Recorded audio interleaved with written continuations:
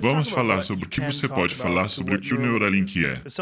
Afinal, se alguém instalar o Neuralink em si, o que aconteceria? Bem, para a primeira versão, o dispositivo seria basicamente implantado no seu crânio. Então, mas ficaria nivelado com seu crânio. Você praticamente tira um pedaço do crânio e põe o dispositivo do Neuralink no lugar. Você põe os eletrodos, você insere os fios dos eletrodos com bastante cuidado no cérebro, daí você dá uns pontos e você nem saberia que alguém o tem. Daí, ele pode servir como uma interface para qualquer lugar do seu cérebro. Então, poderia ser algo que ajudaria, por exemplo, a visão. Te daria de volta a sua visão, mesmo se você tenha perdido o nervo óptico. Esse tipo de coisa. Sério? É, com certeza. A sua audição, deixa eu ver, praticamente qualquer coisa. Ele consertaria qualquer coisa que estivesse errado com o cérebro. Ele poderia restaurar a funcionalidade dos membros.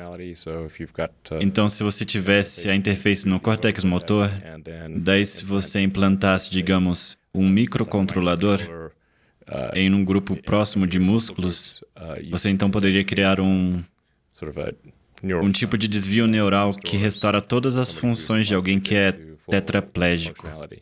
Tipo, eles podem andar normalmente. Whoa. So, Talvez até um pouco melhor, Um pouco melhor? com o tempo. Você quer dizer com interações É futuras? tipo um homem de 6 milhões de dólares. Apesar de que hoje em dia isso não soa bem como barato. muito. Homem de 6 bilhões de dólares. Então seria... o buraco seria pequeno? Qual seria o tamanho do buraco que você tem que repor com essa peça? É só um buraco? Bem, o dispositivo que eu estou trabalhando agora tem mais ou menos 2,5 centímetros de diâmetro. E falando nisso, o seu crânio é bem grosso. O meu Os é, crânios com certeza. pode ser, literalmente. Eu quero dizer, se você é um cara grande, o seu crânio é razoavelmente grosso. O crânio tem de 7 a 14 milímetros. O meu é provavelmente um par de polegadas. Talvez meia polegada. Um crânio de mais ou menos meia polegada. É um tanto quanto. A gente tem praticamente um coco na cabeça. Não é tipo... Não é uma casca de ovo. Verdade, eu acredito. Então, você basicamente implanta o dispositivo. Então seria uma polegada quadrada? Ou uma polegada em diâmetro? Tipo um círculo de uma polegada. Circular? É tipo um smartwatch. Algo assim. Okay. Tá, então você pega esse diâmetro de uma polegada e... Tipo pesca no gelo, né? Você já fez pesca no gelo? Não, mas eu gostaria. É ótimo. É muito divertido. Você basicamente pega uma broca e... Você fura a superfície do gelo, aí você cria um pequeno buraco e você mergulha sua linha lá. Então é tipo isso. Você tá pescando no topo do seu crânio, daí você tampa ele. Você repõe, digamos, esse pedaço de crânio de 1 polegada com o dispositivo do Neuralink. E ele tem uma bateria e Bluetooth e um carregador por indução. Daí você também tem que inserir os eletrodos. Então os eletrodos são inseridos com muito cuidado com o nosso robô que nós desenvolvemos, no qual olha e põe os eletrodos com muito cuidado, evitando qualquer veia e artéria. Então ele não cria nenhum trauma. Então com esse dispositivo de 1 polegada... eletrodos são inseridos e eles acham um caminho? Basicamente uns fios Pequenos pequenos. fios. Eles acham um caminho para uma parte específica do cérebro para assim o estimular? Não, você põe eles literalmente aonde eles têm que ir. Ok. Qual seria o comprimento desses fios? Eles geralmente entram, depende de onde é, 2 ou 3 milímetros. Então é só achar o lugar certo. Então daí eles põem o dispositivo e ele repõe aquele pequeno pedaço do crânio que foi removido. Daí você costura o buraco E depois só aparece uma cicatriz. E é isso. Seria possível de trocar ou reverter isso? Sim. Tipo, se alguém não aguentar mais. Eu sou muito inteligente, eu não aguento mais. Pode remover totalmente. E, além de restaurar a funcionalidade dos membros e a visão e a audição, nos quais são todos incríveis, tem algum benefício cognitivo que você espera de algo assim? Você poderia com certeza... Eu quero dizer, basicamente, é uma coisa que no geral... Tipo... A princípio, uma coisa para consertar qualquer tipo de dano no cérebro, ou se você tiver uma epilepsia severa ou algo do tipo, ele poderia fazer tipo com que a epilepsia parasse de ocorrer. Daí você pode detectar ela em tempo real e mandar um pulso oposto e parar a epilepsia. Eu quero dizer, tem um espectro de danos cerebrais. Pessoas podem ter um AVC e perder a habilidade de falar.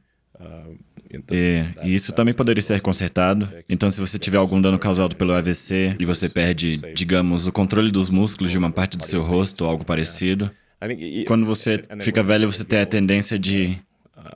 Se você fica com, sabe, com Alzheimer ou algo do tipo, daí você perde a memória. E isso poderia te ajudar a restaurar a sua memória, esse tipo de coisa. Restaurar a memória? O que está acontecendo que permite ele fazer isso?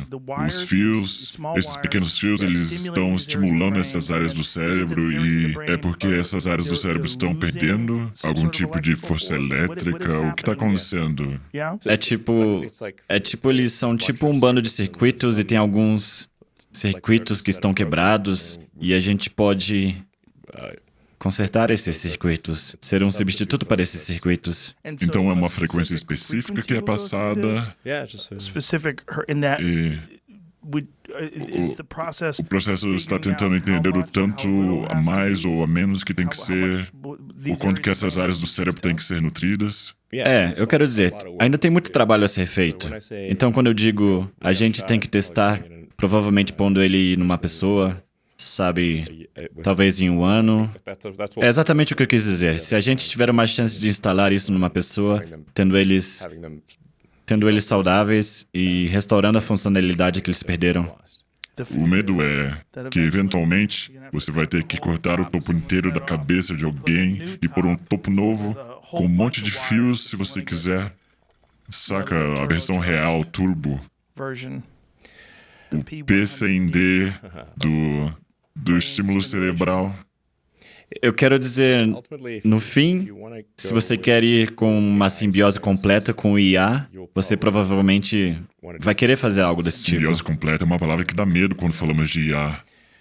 É opcional. Eu esperaria que sim.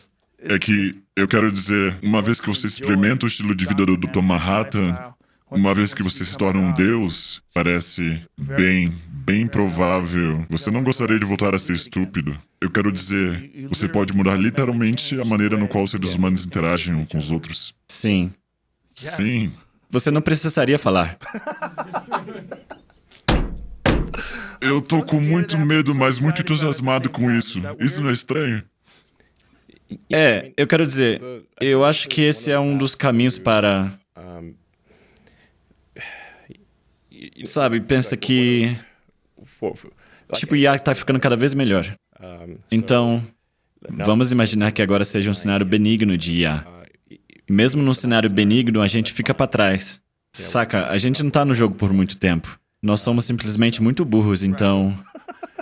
Então, como você consegue seguir no jogo? Você não pode os bater nem se juntar a eles, então... E nós já somos... Até certo nível, já somos um ciborgue, certo? Porque você tem seu telefone, seu laptop, dispositivos eletrônicos. E... Hoje em dia, se você não traz seu telefone com você, é tipo uma síndrome do membro perdido. Parece realmente que está faltando algo, então... A gente já é parcialmente uma parte ciborgue, ou essencialmente em simbiose com IA. Só que a transferência de dados para os eletrônicos é devagar. Então, especialmente a saída, você usando os seus dedos, é tipo, qual a sua velocidade? talvez sendo otimista 100 bits por segundo, isso é sendo generoso. Agora, um computador pode comunicar a, 100 terabits. Então, certamente, nesse ponto, gigabits são triviais. Então, isso é tipo... Basicamente, o seu computador pode fazer coisas 1 milhão de vezes mais rápido. Ou você, de algum modo, é a mesma coisa que estiver conversando com uma árvore. Puramente tedioso. Você pode conversar com uma árvore. Não é muito divertido. Então,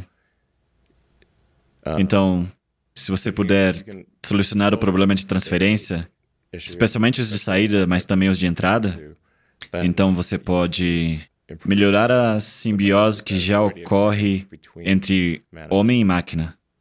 Então você podia melhorar ele em quê? Quando você disse você não vai precisar mais falar um com o outro, a gente costumava brincar sobre isso. Eu já brinquei com isso milhões de vezes nesse podcast, que um dia no futuro vai chegar uma hora que você pode ler a mente um do outro. Você vai conseguir interagir um com o outro, tipo, de uma maneira não verbal, não física, onde você vai transferir data para ambos os lados sem ter que usar a boca ou fazer ruídos. Exatamente. Então, o que acontece quando você... Digamos que você tem uma ideia complexa na qual você quer comunicar a alguém. Como você faria isso?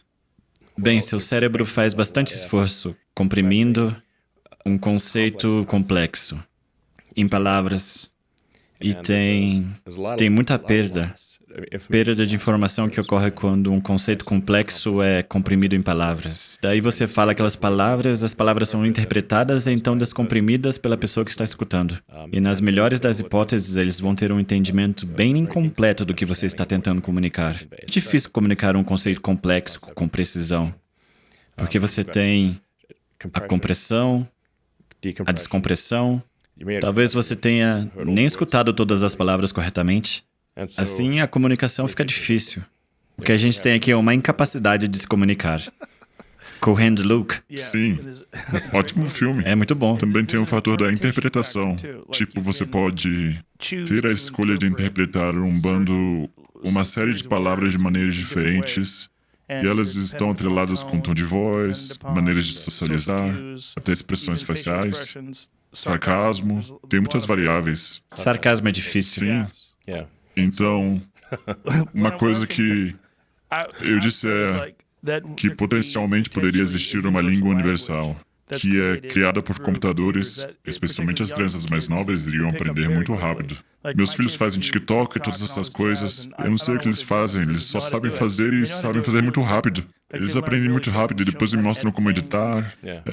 Se você ensinar uma criança, desde a primeira série, como utilizar uma língua universal, essencialmente uma pedra de Rosetta, e com isso feito, ele então iria interpretar seus pensamentos, e você pode comunicar seus pensamentos sem nenhum espaço para interpretação, limpo, onde você sabe o que a pessoa está falando, e você pode dizer a ela o que você está dizendo, sem nenhum uso de ruído, sem nenhum som da boca, sem a necessidade dessas maneiras que nós evoluímos para fazer sons, onde concordamos com o nosso dicionário cultural, concordamos com... A gente pode pular tudo isso. A gente poderia ainda fazer isso por motivos sentimentais.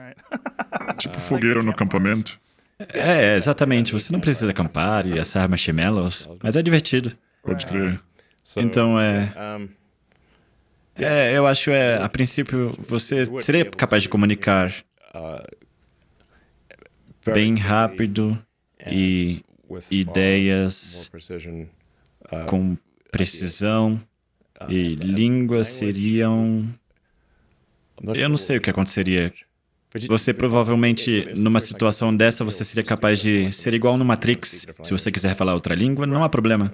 Só teria que fazer um download do programa.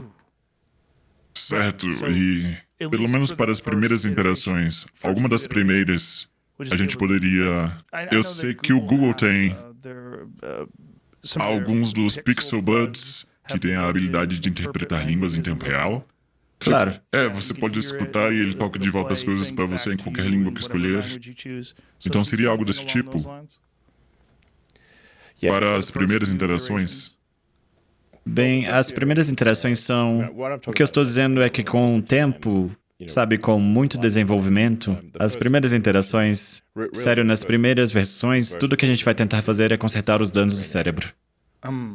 Então, Não se preocupe com isso, não vai te pegar desprevenido. Isso vai demorar. Quantos anos? Antes que você não precise falar mais. Se o desenvolvimento continuar acelerando, então... Talvez, tipo 5 anos? De 5 a 10 anos? Isso é rápido. Isso é muito rápido. Isso no melhor cenário possível. Sem falas, em 5 anos. No melhor cenário. 10 anos seria mais correto.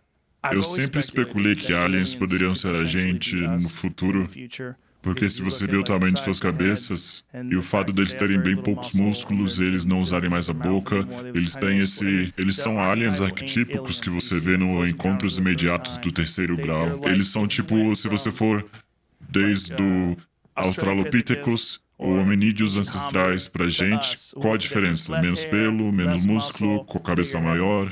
E se você continuar 1000, 1 milhão, ou quanto quiser, ou 5 anos. O que quer que aconteça quando o Neuralink continuar a progredir e a gente, bem devagar, começa a se adaptar a esse jeito novo de ser, onde não usamos mais os músculos, a gente tem essa cabeça gigantesca, a gente pode falar sem usar as palavras.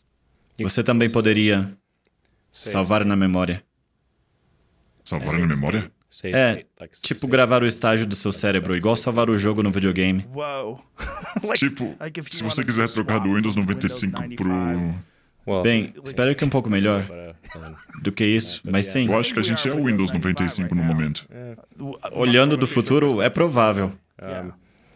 Mas você poderia salvar e restaurar aquele estado mental no futuro e um ser biológico, se você quisesse. A princípio, não há nada de um ponto de vista físico que previne a gente. Você ficaria um pouco diferente, mas você também é um pouco diferente quando acorda de ontem. De fato, se você pega o você de 5 anos atrás contra o você de hoje, é uma diferença e tanto. Então, você seria substancialmente você. Você certamente acharia que você é você. Mas a ideia de salvar você mesmo é então transformar isso em um tipo de estado biológico. Você poderia bater um papo com o você de 30 anos. Tipo, as possibilidades são infinitas. É muito estranho. Eu quero dizer, imagina como seu telefone você pode gravar vídeos. Não tem como você se lembrar de um vídeo com a mesma precisão como seu telefone ou uma câmera. Então, se você tiver, tipo, saca, a versão 10 do Neuralink num futuro distante, você poderia rever tudo como se fosse um filme, Nítido. incluindo todas as sensações físicas, Emoções. tudo, e assistir de novo. E você acha que poderia daria pra editar. Editar? Então você poderia mudar o seu passado? Você poderia mudar o que você acha que o seu passado foi. Então se você tivesse Tudo experiências isso aqui traumáticas, agora poderia ser uma memória reassistida. poderia ser e poderá ser. Quais as chances disso ser uma memória reassistida se você tivesse que adivinhar? É mais de 50%? Aqui não tem como especificar uma probabilidade com precisão. Certo, mas mais ou menos. Se você tivesse só por instinto, Bem, eu não tenho um Neuralink no meu cérebro agora, então eu diria que 0%. Mas se você tivesse um Neuralink, isso cresceria acima do 0%. a ideia de estar vivenciando uma memória preservada apesar de ser a mesma coisa, não é confortável. Por algum motivo, quando as pessoas falam em teoria da simulação, eles falam no potencial disso no presente ser uma simulação. Mesmo que a sua vida poderia ser uma maravilha, você poderia estar apaixonado, você poderia gostar da sua carreira, você poderia ter ótimos amigos, mas não é confortável de saber que essa experiência ou outra não existe uma forma material que você pode bater nela. Parece de verdade, Parece não é? de verdade, mas a ideia é que isso não é, por um motivo estranho, é desconcertante. Assim, tenho certeza, deve ser desconcertante. Porque se isso não é real, então o que é? Certo. Mas Saca, tem tipo aquele antigo experimento que... Como você sabe que você não é um cérebro em um frasco? Sabe? Mas aí que tá, você é um cérebro num frasco, mas o frasco é o seu crânio. Sim. E tudo que você vê, sente, ouve e tudo, todos os seus sentidos são sinais elétricos, tudo. Tudo mesmo. É um sinal elétrico para um cérebro num frasco, onde o frasco é seu crânio. E todos os seus hormônios, todos os seus neurotransmissores, todas essas coisas são drogas. Adrenalina é uma droga, dopamina é uma droga. Você é uma fábrica de drogas. Você está constantemente mudando seu estado com amor e ocitocina e beleza. Com certeza. Muda seu estado. Música boa muda seu estado. Absolutamente. E aqui tem outra, tipo, ideia interessante na qual a física diz de onde surgiu a consciência. Assumindo que você acredita na física na qual parece ser verdade, então o universo começou basicamente como quarks e leptons e rapidamente se tornou hidrogênio e hélio, lítio, tipo elementos básicos da tabela periódica. Eu acharia que em sua maioria é hidrogênio, basicamente. Daí, então, em um longo período de tempo, tipo 13,8 bilhões de anos depois, aquele hidrogênio se tornou senciente. Então, aonde, nesse caminho, a consciência, qual é a linha entre consciência e não consciência? Certo. Entre hidrogênio e aqui? Quando a gente chama isso de consciência. Eu estava assistindo hoje um vídeo mais cedo que a gente rolou no podcast de um macaco dirigindo uma moto pela rua, pula da moto e tenta roubar um bebê. Eu vi esse aí, viralizou. O que aquilo é? Um macaco consciente? Me parece que sim, me parece que ele tinha um plano, ele estava dirigindo uma porra de uma moto. Daí ele pulou da moto e tentou roubar um bebê. Parece bem... Aquele que puxou o bebê bem pra longe. Parece bem consciente. Não é? Ele tem realmente um certo grau de consciência. Não é tipo... Não é uma minhoca. Parece que ele está em outro nível. E isso vai continuar. Essa é a grande preocupação. Quando as pessoas pensam nas potenciais versões futuras de seres humanos, especialmente quando você considera uma relação simbiótica com a inteligência artificial, isso vai ficar irreconhecível, na qual um dia a gente vai estar tão distante, removido do que isso é, a gente vai olhar para trás, do mesmo jeito que a gente olha agora, saca? Para os organismos bem simples dos quais nós evoluímos. Então não será daqui muito tempo que nós iremos dar essa olhada para trás. Bem, eu espero que no futuro a consciência se propague e se torne mais sofisticada e complexa e que entenda as perguntas feitas sobre o universo. Você acha que é isso que está acontecendo? Você mesmo, como um ser humano, você está certamente tentando tomar decisões conscientes para ser uma versão melhor de você mesmo, certo? Essa é a ideia de se livrar do que possui e realizar que você está tentando, tipo, eu não gosto disso, eu vou tentar melhorar isso. Eu vou tentar fazer uma versão melhor do jeito que eu interajo com a realidade. Que as coisas sempre são desse jeito. Se você estiver indo para um tipo de direção onde você tenta melhorar as coisas, você sempre vai ir para esse novo lugar de onde você olha para trás e diz, eu estava fazendo tudo errado antigamente. Então isso seria uma versão acelerada disso aí. Uma versão super acelerada disso. Eu quero dizer, você nem sempre melhora, mas você pode ter a vontade de melhorar. Ter a vontade de estar menos errado. Isso é tipo, eu acho que é uma boa... As ferramentas da física são muito poderosas, tipo, só de assumir estar errado e o seu objetivo é ser menos errado. Eu não acho que você vai ter sucesso todos os dias em estar menos errado, sabe? Se você tiver sucesso em estar menos errado, na maioria das vezes, então está tudo bem. Isso é um ótimo jeito de pôr, ter vontade de estar menos errado. Mas então, quando as pessoas olham para trás e têm nostalgia de tempos mais simples, tem isso também, é muito romântico e excitante, de olhar para trás e, tipo, fazer fogueira. A gente ainda pode fazer fogueira. Sim, mas você iria apreciar isso quando você for um super nerd e você se conectar com a rede e você tem um boneco craniano no lugar do topo da sua cabeça e que está interagindo com as línguas internacionais e que o resto do universo agora gosta de comunicação com pessoas, onde... Claro, acho que sim, não sei. Eu gosto de fogueiras. Eu só estou preocupado, quero dizer, todo mundo tem medo de mudanças, mas eu estou com medo dessa mudança monumental, onde a gente não iremos mais falar Tipo, A gente essa vai se coisa. comunicar. Sim, mas isso tem algo sobre a beleza da imperfeição da língua. Quando é feita eloquentemente, é satisfatório e, tipo, nos acerta de uma forma visceral, tipo, aquela pessoa fez perfeito, eu adorei, tipo, aquilo é tão difícil de se capturar. Um pensamento real e comunicar de um jeito, a maneira articulada, que faz alguém... Você lê uma citação de uma pessoa sábia, que te deixa excitado, que a mente deles... compreendeu algo, pôs as palavras na ordem certa que faz seu cérebro estourar, tipo, caraca, isso, sim. Uma compreensão inteligente de um conceito e um sentimento. Mas o fato de que um humano fez isso também. Totalmente. Você acha que vai ter, tipo, música eletrônica que as pessoas queiram apreciar igual eles apreciam guitarra e slide? Eu gosto de música eletrônica. Eu também. Você compõe elas. Eu sei que você gosta disso.